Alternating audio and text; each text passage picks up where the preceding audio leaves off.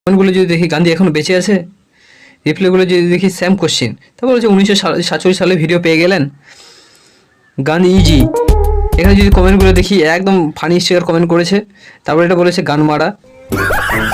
দাদু মনে হয় দিদার থেকে স্বাধীনতা পেয়ে গেছে, এই জন্য এত খুশি।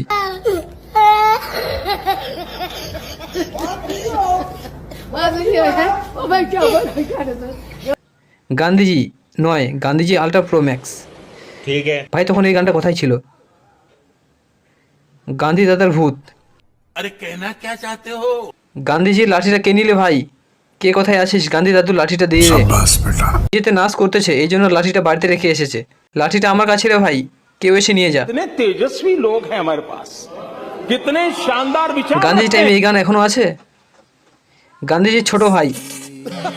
এটা জেরক্স কপি, অরিজিনালটা তো নাই। अबे साले जो माफ करना मैं इधर मुझसे मैं इधर उधर निकल जाता हूँ जब সালে? আরে ভাই গানটা তো হয়েছে 2007 সালে। বলতে চাইছে গানটা 2007 সালে হয়েছে, তার 1947 সালে কি করে আসলো?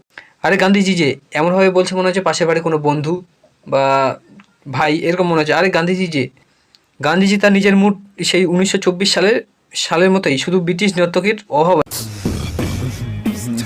দাদু আপনি যখন বেঁচে আছেন তাহলে আপনার টাক দিয়ে টাকার মেশিন তৈরি করব, সেই টাকার নাম হবে গান্ধীর ভাতার। देखो देखो दरिंदगी चेहरे से टपकती है, नंबर 1 का कमीना है।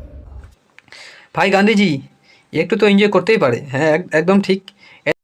আরে গান্ধীজি যে কি খবর? টাকা ছাপা বাদ দিয়ে এখন এখানে নাচছেন? দাঁড়ান ছাপাখানায় খবর দিচ্ছি। টাকা থেকে বেরিয়ে খ্যাস উঠেছে। ইন্ডিয়ার গান্ধীজি সেরা ছিল। সেই দিন রাতে মাল খেয়ে 500 টাকা ওয়েটারকে দিতে গিয়ে দেখি নোট থেকে গান্ধী গন। এখন বুঝি গান্ধী কই ছিল। মানে বলতে চেয়েছে যে ওয়েটারকে 500 টাকা দেওয়ার সময় গান্ধীজির যে টাকা যেটা ছবি থাকে, সেই ছবি থেকে গান্ধীজি বেরিয়ে এখানে নাচছে আর কি। এটা বোঝা যায়।